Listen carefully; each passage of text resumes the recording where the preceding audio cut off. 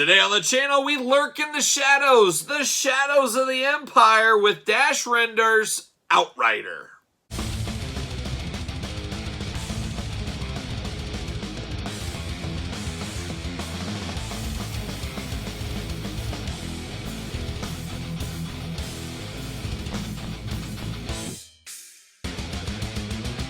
Welcome everyone, Kyle here, and welcome back to the channel for another Star Wars unboxing and review. And today we throw it back to the 90s with the Shadows of the Empire line with Dash Rendar's Outrider. But remember, for all your Star Wars needs and a whole lot more, hit up Big Bad Toy Store. Link in the description below. So Dash Rendar, part of the Shadows of the Empire. I remember in the mid-90s we had Power of the Force Mania, then all of a sudden we got a subline, the Shadows of the Empire. Part of a video game, comic book, graphic novel, or book, whatever we want to call it, but a lot of stuff going on. It was a multimedia adventure, as some might say, and that's what the packaging said on these. A lot going on. I remember collecting the toys, playing the video game, but not reading the stories, stuff like that. So it's always a little bit fuzzy for me. But I remember Dash Rendar, of course. Dash Rendar, to me, he was like everybody in the schoolyard, the old playground, or the cafeteria, probably at this time of my life. In the old cafeteria, we'd sit around, we'd talk and say, oh, that Dash Rendar, he's like the new Han Solo. He's going to sweep the Star Wars world, and he really didn't. He didn't really go anywhere. Just kind of was what it was. Shadows of the Empire just kind of flopped out. I don't remember them being really big sellers, but I picked up a lot of those back in the day, including this, and I sold it all in the Great Purge of, I believe, 1999. Talk about that someday on the channel. But I am happy to have this once again, and that's what we're doing here. We're going to unbox this guy today, see what all the fuss is about, see if it lives up to my old memories of this one. And we're going to do it just like we do all the other reviews on the channel. Take a look at the packaging. We're going to talk about it. We're going to unbox it. We're going to talk about it, and we'll see where it goes from there. So let's look at the packaging first. First thing I notice is, for some reason, my memory says this packaging was different. Maybe there was two different packaging size. Maybe there was a later re-release in a different size. Or I could be just totally dreaming this. But I remember it being maybe this height, but a little bit longer packaging. And I could be totally wrong. Who knows? So there's that. But there's the packaging there. You got the vehicle going on. You got Darth Vader's head looming in the corner. You got the Dash Rendar Outrider down here. What's it say there? Included inside Star Wars Trilogy Special Edition Topps Wide Vision cards. Oh my gosh, I might get these cards graded. They might grade a 10 and I can just retire tomorrow. We'll see if that happens. But there it is. There's the features of the vehicle you can kind of see there. Of course, you got the cross-sell on the side where they're showing, oh, beautiful glamour shots of it in action, of course. Cockpit opens for Dash Rendar fun. And we got Dash Rendar here. We'll get him in there. And then you got the back. We got all kinds of stuff going on in the back. We got cross-sell, we got UPCs, we got big blurbs. I'm going to have to put my reading hat on, get the old reading glasses on. I'm going to read all this, see what's going on. But let's see what it says about the old Outlander. Take aim with laser cannons. Pivot gun turret on control arm. There's a lot going on here. All right, let's see. There are few who can shoot, fly, and brag like Dash Rendar. As one of the most effective mercenaries and smugglers in the galaxy, he needs a craft large enough to hold a sizable cargo, but with speed and agility of a starfighter. The Outrider is such a ship. It is designed and inspired by a Corellian freighter, much like the famed Millennium Falcon, with a few different specifications. And that's where I'm going to stop. I'm not going to read this whole thing. I'm going to take a picture and I'm going to put it on the screen here for you guys to read. This is like War and Peace on the back. And I love a blurb. I don't love a short one sentence. A paragraph is good. I think that gets the point across. I'm not sure a couple of pages. You kind of tune out after a while. But I'll post it up here in case you guys want to read it. But like a lot of these Star Wars ones, I'm going to unbox this one off. There's a million twist ties, I'm sure, inside of here. I'm going to put it together. I'll probably have to put the stickers on it, all that kind of fun stuff. And we'll be right back with the old Outrider. All right, we're back literally an hour later as I had to put this together. And then look at this old school sticker sheet. I forgot the bane of my existence, how much stickers took time back in the day. We saw with the new G.I. Joe Classified RAM cycle how the stickers were on there, but they were painted on. That is the way to do things. This is so intimidating, so annoying, and especially when you're a little kid. I always gave it to my dad. I went and did something else, and Dad, put these on. But so annoying when you're a kid, you want to play with this, but you got to have it official. You got to get your stickers on, and to spend hours putting stickers on, oh my gosh, just kill me now. See you later, get out of here. But got all the stickers on, got this thing put together. Instructions, pretty good. I mean, they are what they are. See you later, get out of here.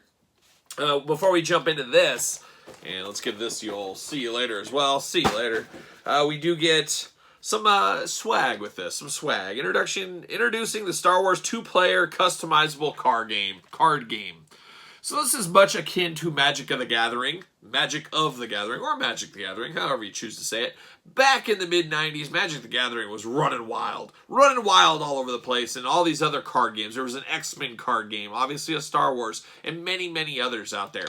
Never understood it, all went over my head. I'd go to my local comic book store to pick up some comics or some action figures or something, and I'd see they'd have a room back there, and all these guys were playing Magic.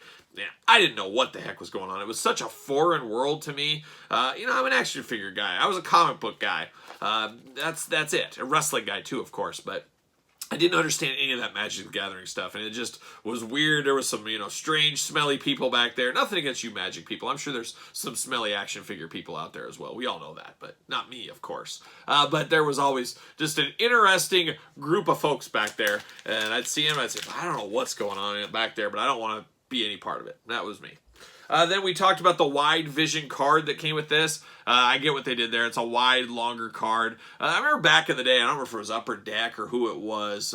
Topps could have been. I remember they came out with longer versions of cards. I remember having to get new sleeves that were longer back in the day. And I was like, what is this fad? What are they doing here? And this is a lot like this. Card H2, feel the force when you experience the Star Wars trilogy as never before.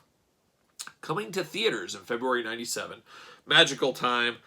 What is this? Star Wars Trilogy Special Edition coming. It's just like a picture. I don't know what this is. I don't know. Just a card.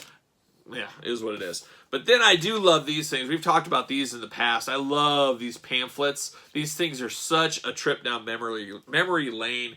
Star Wars toys. Oh, there's old school Gargoyles toys in here. For you Gargoyle fans. A lot of cool stuff in here. Batman Legends, Total Justice, Beast Wars, Superman action figures, just a lot of cool stuff. Tonka, Nerf, Action Man. The old G.I. Joe Extreme. I was all in on G.I. Joe Extreme.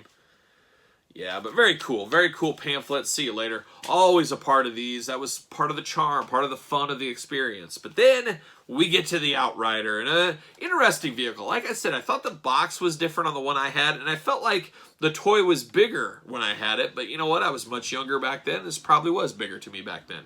But it's pretty cool, actually, as far as vehicles go. I don't know, a cross between the Millennium Falcon and the B-Wing Fighter a little bit, maybe. But a lot of stickers on this, as we talked about. You got two gun turrets up top that are movable. You have to plug those in. There's one up here, one on the bottom, and then you got the big one on the side, of course. And then I do like the landing gear down below. You can, park these things if you want to, or you can have them ready to land. But very cool option there. And then, of course, the playability factor on this one. You break it apart a little bit, and then all of a sudden you're in business. You move this, and you can be flying sideways. Quite the interesting vehicle, of course, as you guys know. So you can be flying straight, or you could turn. Get you through all kinds of different adventures if you're a young Dash Rendar out there just running throughout the galaxy. But it's very typical of all the Power of the Force vehicles. The plastic feels identical, but a very solid one. And this was probably the best vehicle of the Shadows of the Empire line. We got the swoop bike.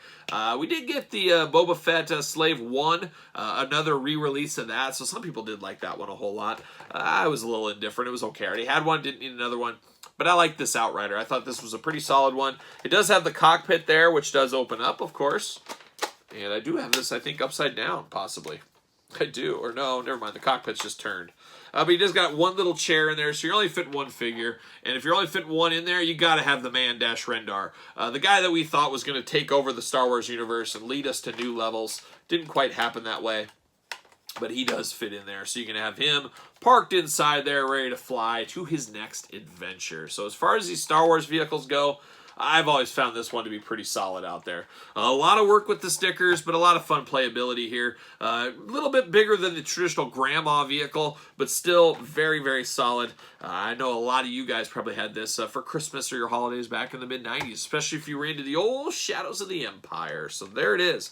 Dash Rendar's Outrider. Any thoughts from you guys? You ever pick this one up? Have this back in the day? Let me know in the comments down below. Make sure you like this video. Make sure you subscribe to the channel. Social media, SirPaul64. Instagram, _Kyle_Peterson on Instagram, of course. And then, of course, ProWrestlingTees.com. Search Kyle Peterson. So we'll be back tomorrow with another Star Wars unboxing and review. So for Dash Rendar and his Outrider and the Shadows of the Empire, I'm Kyle. See you guys all real soon.